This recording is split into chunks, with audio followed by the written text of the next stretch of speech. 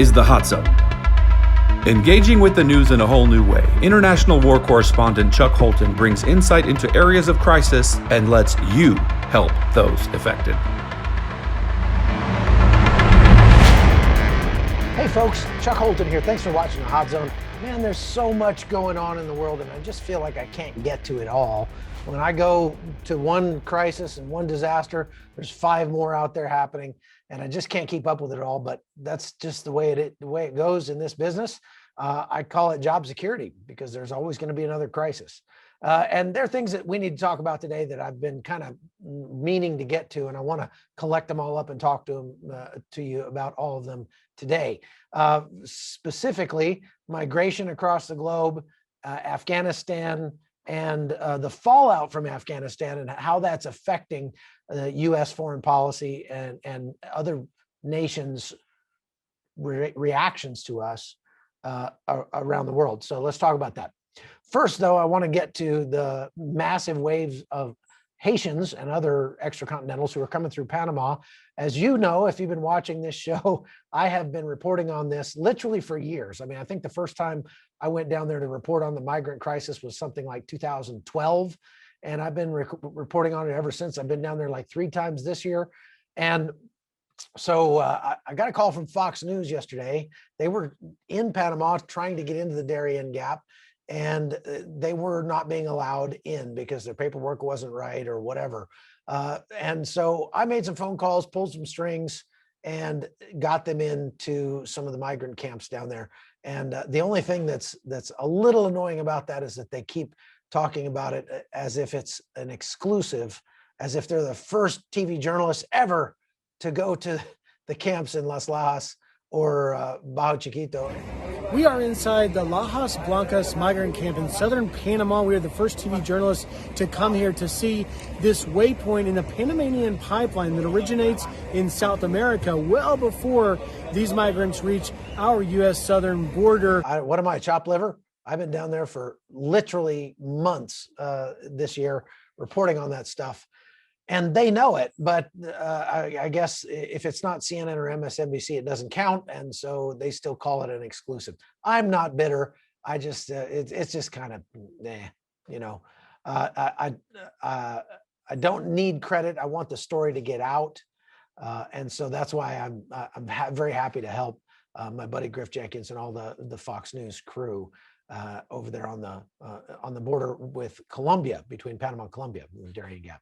They're going to be down there all week. So if you're watching Fox and you see Griff Jenkins down there, just know that they wouldn't be in those camps if it wasn't for me making a few phone calls. All right. Let's talk about Afghanistan. Obviously, things are not getting better in Afghanistan, aside from the fact that the Taliban are going back on all their promises of diversity and inclusion, which that was a joke to begin with, hanging people from town squares around the country. There's also a lot of fighting happening in Afghanistan right now. There was a bomb that went off on Friday in Kunduz province up in the north that killed over 100 people in a mosque. Now, you ask yourself, like, okay, wait, the Taliban's in control. They're Muslim.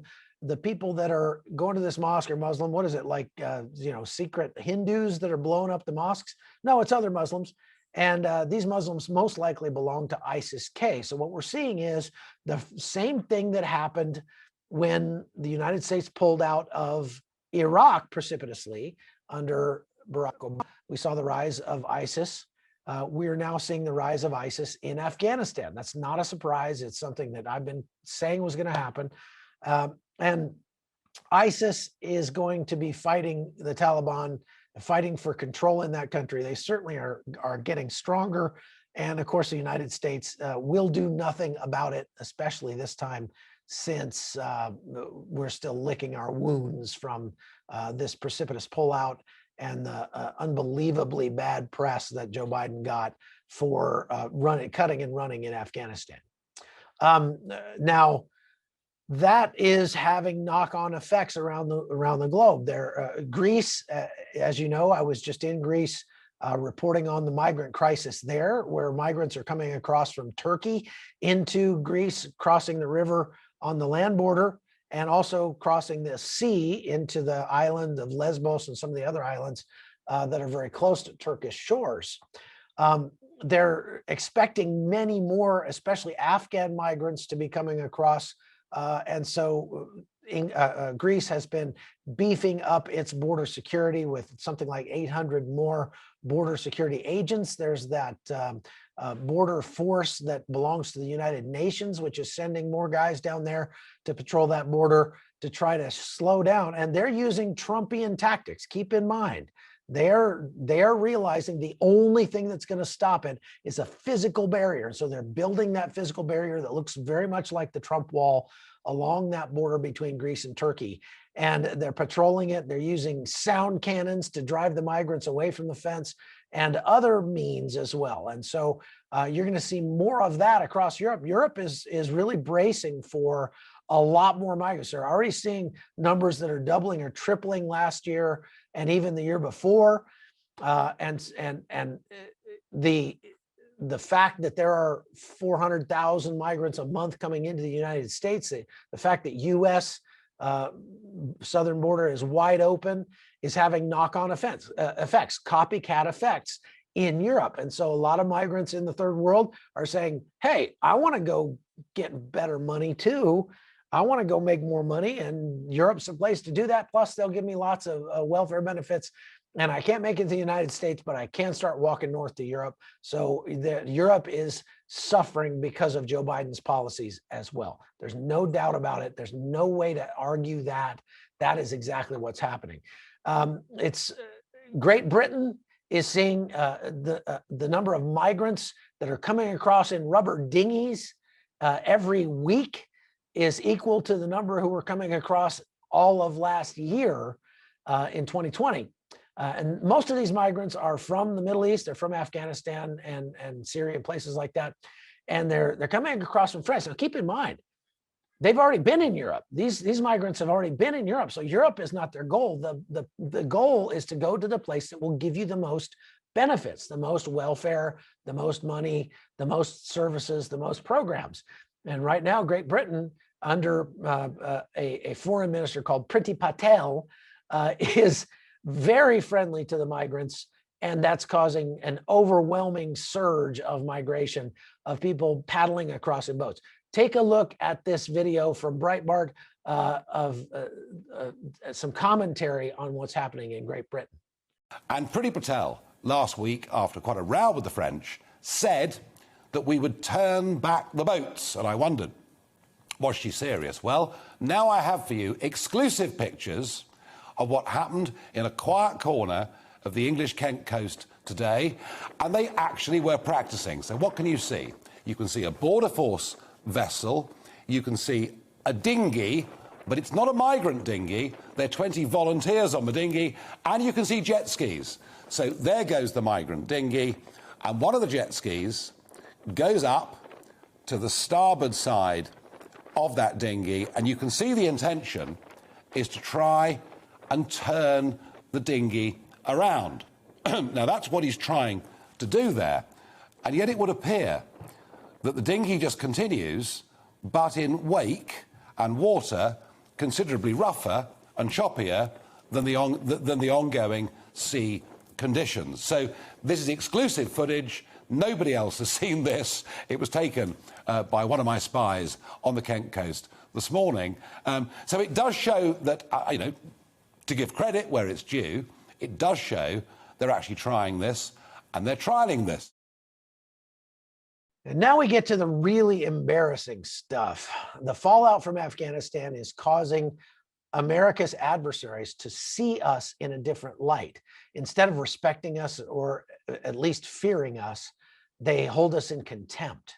And because they hold us in contempt, they feel emboldened to do things like shoot off rockets, as we see North Korea doing. Or, as we saw last week in Iran, off the coast of Iran in the Persian Gulf, we saw the U.S. Navy being chased by speedboats that belong to the Iranian Navy under the Iranian Revolutionary Guard Corps. So the IRGC speedboats, we're not talking armored craft. We're not talking about big aircraft carriers or battleships or anything like that. We're talking about speedboats full of terrorists that are chasing heavily armed U.S. Navy vessels out of their waters. And that is embarrassing. It's almost as embarrassing as what we saw under the Obama administration with American Navy sailors being taken captive by the IRGC, made to kneel with their hands behind their head, tortured in some cases, and we did exactly nothing about it. The right thing to do, of course, would be to say, number one, your speedboats chase us again, and we will sink every one of them with extreme prejudice. That would be the right thing to do. And if you try to take our men hostage, we'll give you 24 hours to return them, and we hope you don't, because we're going to come in there and flatten your country. But the feckless and limp-wristed Biden administration's foreign policy is emboldening our enemies and our adversaries. And what we're seeing now is Iran coming very close to having what it needs to have a nuclear weapon. And once Iran has a nuclear weapon, it's over. It's over. They can do what they want.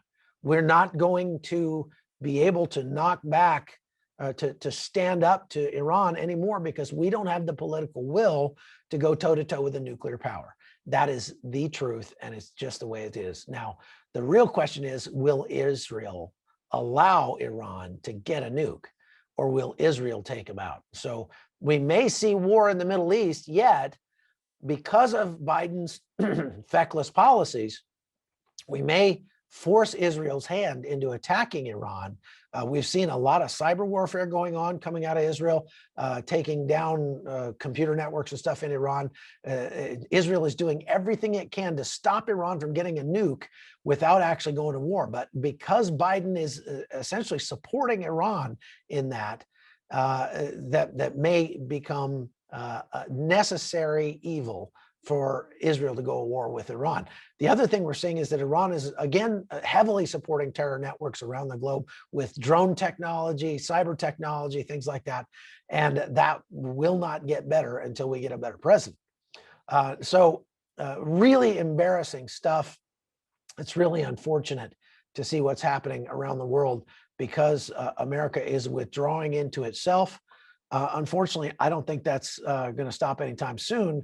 I mean, it's not like the U.S. Navy is all that great right now anyway. What we're seeing is a tremendous amount of incompetence in the U.S. Navy. We've seen, I don't know how many, half a dozen collisions between Navy vessels, because the Navy is spending so much time training its soldiers on transgenderism and woke ideology. It's not spending time learning how to drive its boats, and it keeps crashing into things. As case in point, last week, a submarine in the South China Sea, a U.S. submarine, crashed into an unknown object underwater, and about nine or 10 sailors were injured in that incident. They still don't exactly know what they ran into. But you would think that a multi-billion-dollar submarine might have something like, I don't know, radar or sonar or cameras or something that would help it be able to identify, obstacles underwater and not run into them. But anyway, so we damaged a multi-billion-dollar nuclear sub last week because our guys just are not capable of driving those things. This is not to talk bad about our troops. We have some of the most dedicated soldiers, sailors, airmen, guardsmen, and Marines on the planet, but they are not being well led right now. And that is the truth. And that starts right at the top with our commander-in-chief. So that's all I've got for today, folks. There's a whole lot more coming. I'm actually heading to Syria at the end of next week. And so we're going to have some amazing podcasts for you coming out of Syria after I get back, probably, because there's not much connection there. Hey, support the podcast. If you are watching this thing and you like what you hear, listen, you are getting frontline information literally months before the mainstream media gets off its butt and figures out what's going on. And so we have been spending a lot of money, Michael Yan and I, and Masako Ganaha and others have been spending a lot of money this year, traveling all around the globe and getting that first source information that the mainstream media doesn't get much of anymore. And so really a lot of the stuff that the mainstream media is reporting is coming from people like me that are not in the mainstream media, who not operate on an agenda, but can go and see what's actually happening and bring that to you. Not only that, but the money that we make off of this podcast doesn't go into my pocket. It goes to help people who are having their worst day when we go into some of these war zones and disaster areas around the globe. So you're helping, we're not just making the news, but you're helping us make the news better. And I hope you'll keep that up. So thanks for watching, and share and like this podcast so more people can see it. Thanks a lot. We'll see you. Bye. The Hot Zone is produced by Amy Holton and Livefire Media. Copyright 2021.